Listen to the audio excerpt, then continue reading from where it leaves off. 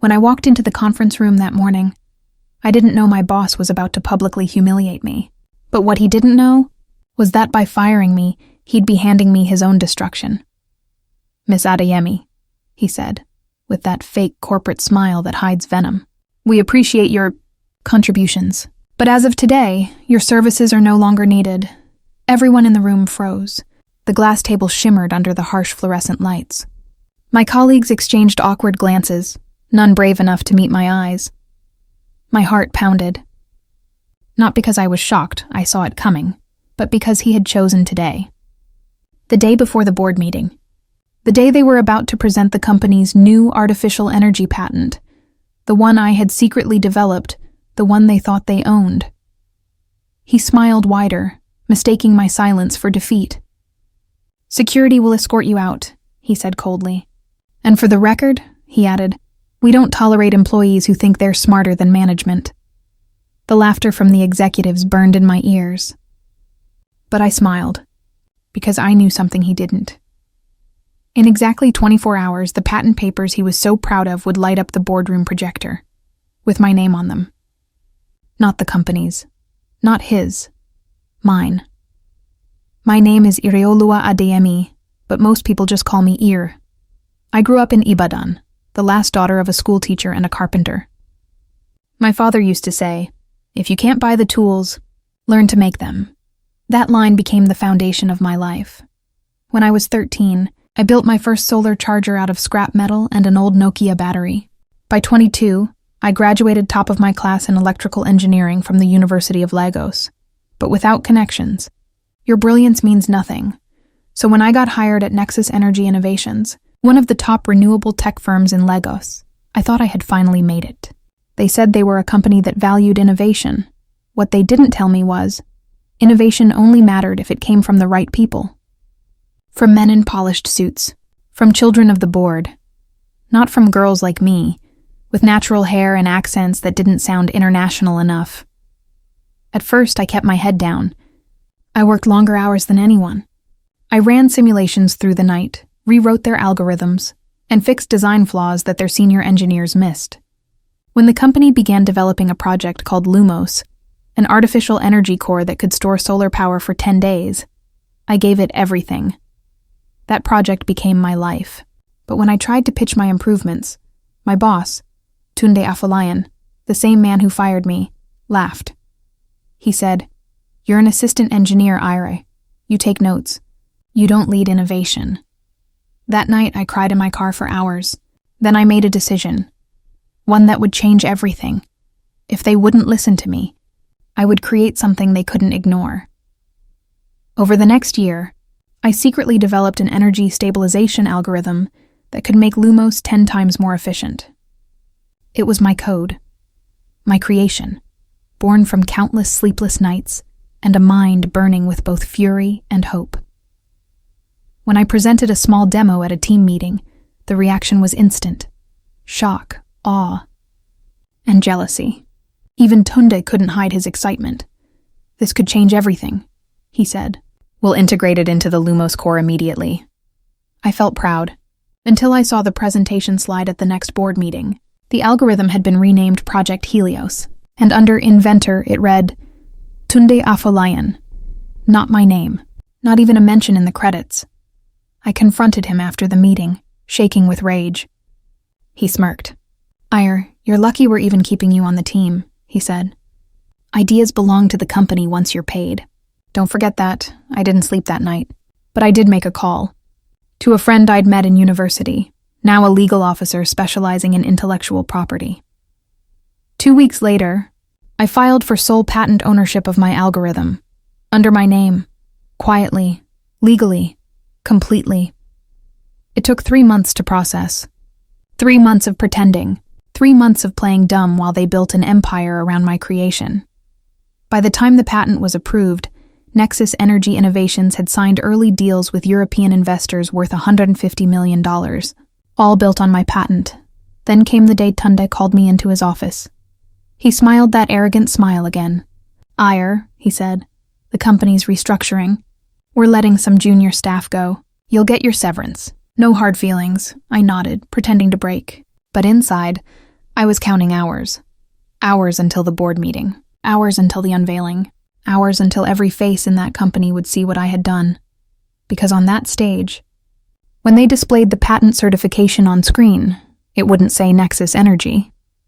It would say, invented by Irioluwa Adeyemi.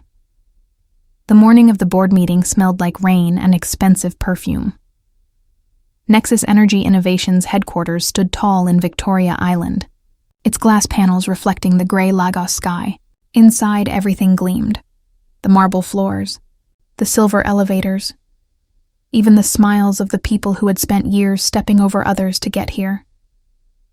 And somewhere among them, I walked calmly in my navy blue blazer, carrying nothing but a flash drive. No one stopped me. No one even looked twice. It's funny how invisible people think you are once you're fired. They stop seeing you as a threat, and that's exactly when you become the most dangerous person in the room. Tunde stood by the conference room door, shaking hands with board members. He was radiant. His wristwatch alone could pay my entire rent for a year. He glanced at me and frowned. "What are you doing here?" he whispered sharply. I smiled. "Oh, didn't you hear? Legal invited me. Something about my clearance papers." He hesitated, then gave a dismissive chuckle. "Make it quick. We're busy preparing to change African energy forever." I walked past him, suppressing my laughter. Inside, the boardroom looked like something out of a movie. 20 men and women in designer suits. Cameras set up, laptops open, the projector humming quietly. They were ready to announce the future of clean energy in Africa. My future. The meeting began. Tunde stood at the head of the table, exuding confidence. "Ladies and gentlemen," he said smoothly, "after years of innovation, we've created something that will transform this continent's energy landscape. Today, Nexus Energy Innovations presents Project Helios." Applause erupted. He gestured toward the big screen, behind him. The projector came alive, glowing blue with the company logo, then a sleek title slide, Project Helios, a revolutionary energy core. He started the presentation, full of buzzwords: efficiency, sustainability, next-generation power. Investors nodded eagerly. One even whispered, "This could make billions." I waited quietly by the corner, pretending to check my phone. Then came the moment I'd been waiting for. The slide that read, "Patent ownership and licensing details." Tunde clicked it, confident, proud, unaware. The projector blinked once, twice, then froze. Confused murmurs spread around the room. He frowned and tapped his laptop. The next second, the screen flickered again, and the patent document appeared in bold black letters. Patent number NG 87402 Lumos, registered to Irioluwa Adeyemi. Silence. Pure, icy silence. I could feel every heartbeat in that room. The investors' faces shifted first, confusion, then shock, then anger. Someone whispered, "Who's that?" Tunde's face went pale. He stared at the screen, then at me. What is this?" he stammered. I stepped forward. Calm. Cold. "That," I said softly, "is the legal ownership of the algorithm you renamed Project Helios." He blinked rapidly. This is a mistake. That belongs to the company." I tilted my head. "No, Tunde. The company didn't file the patent." "I did. 3 months ago." Gasps filled the room. Someone from legal opened their laptop, typing furiously. The head of the board, a woman named Mrs. Chikwe, turned toward me. "Miss Adeyemi, are you saying you own the technology this company has been presenting to international investors?" "Yes, ma'am," I said clearly. "I wrote every line of that code. I tested it. I filed it under my name, and I have the certified patent documents to prove it." I plugged in my flash drive and displayed scanned certificates, all stamped by the National Office for Technology, Acquisition and Promotion. The room exploded into chaos. Tunde tried to speak, but his voice cracked. This is sabotage. You stole from us." I turned to him slowly. "No, Tunde, you stole from me," the board murmured louder. An investor stood up. "Wait, you used unlicensed technology for international contracts?" Mrs. Chikwe slammed her hand on the table. Tunde, do you realize what this means? We could face lawsuits worth millions. Tunde's lips trembled. She's lying. Enough, she barked. Everyone fell silent. Then she turned to me. Miss Adeyemi, what do you want? I took a slow breath. This was the moment. The revenge, the justice, and the lesson all tied together. I don't want your job, I said. I don't want to work in a place that feeds off stealing ideas. But I do want what's mine. She folded her arms. And what would that be? I glanced at Tunde, whose face was now drenched in sweat. Full licensing rights to my patent, I said. For every watt of power Project Helios produces, Nexus Energy will pay me royalties, 5% of net profits. For life, dead silence. Then, whispers, an investor nodded slowly. That's fair. She owns it legally, another muttered. It's cheaper than losing everything. Mrs. Chikwi adjusted her glasses. You're quite bold, Miss Adeyemi. I had to be, I said. In this company, that's the only way a woman gets heard. Tunde lunged forward, his voice desperate. You can't do this. I built that project. I met his eyes, my voice calm but sharp. You built nothing, Tunde. You managed people who did. I created it. There's a difference. He started yelling, something about betrayal, loyalty, how I owed him for giving me a chance. I turned away, because I had nothing left to prove. The board voted that same afternoon. By unanimous decision, Nexus Energy Innovations signed a permanent licensing deal with me as the legal patent owner. That % royalty didn't sound like much, until the company's valuation hit $150 million by the end of the fiscal year. Ireluwa Adeyemi had earned $7.5 million in royalties, and the entire African tech world knew her name. But my revenge didn't stop there. 3 months later, I received a call from a European investor. They were starting a new venture focused on youth-led energy startups, and they wanted me as chief technology officer. When I walked into that first investor dinner, I saw a familiar face waiting at the door. Tunde. He had left Nexus after being removed for ethical misconduct. He was there applying as a consultant. He froze when he saw me. I smiled, shaking his hand. Ah, Mr. Afolayan, small world, isn't it? He nodded weakly, eyes darting toward my ID badge that read CTO, Lumos Energy Systems. He tried to speak, but I cut him off. Don't worry, I said softly. We don't tolerate pettiness where I work. Success changes you, but revenge tests who you really are.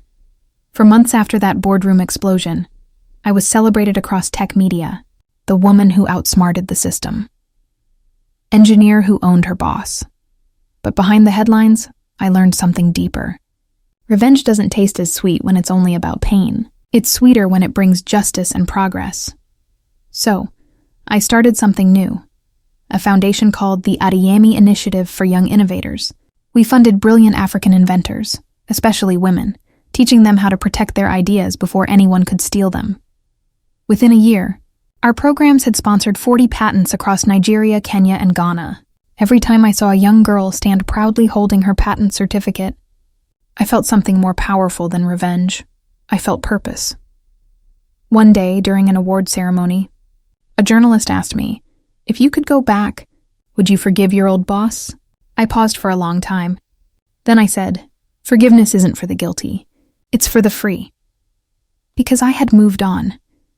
Not as someone who was wronged, but as someone who won.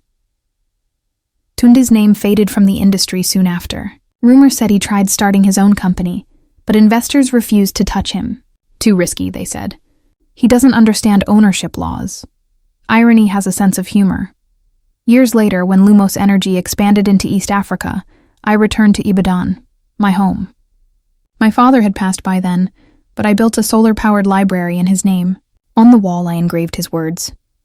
If you can't buy the tools, learn to make them. I looked at the children reading under soft solar lights and smiled. This was what my pain had built.